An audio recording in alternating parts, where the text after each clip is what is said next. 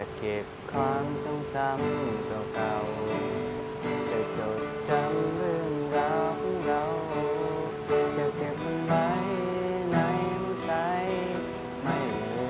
มเลยว่าครั้งหนึ่งเราเคยรักกันว่าครั้งหนึ่งเราเคยผูกพันมีเพียงเธอและฉันมีแค่เราสองคนเธอคงมีเหตุผลของเธอที่เธอทิ้งฉันไป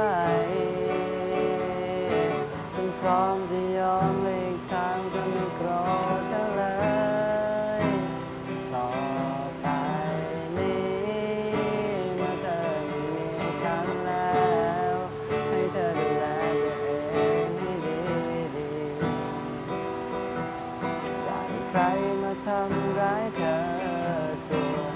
ฉันจะอยู่ตรงนี้เมื่อเธอต้องการจะไม่ไปไหนจะอยู่ข้างๆในวันที่เธอเหงาฉันพร้อมเป็นเพื่อนคุยดีแค่ไหนที่ได้รักกันฉันจะเก็บเธอไว้ในใจตลอดไป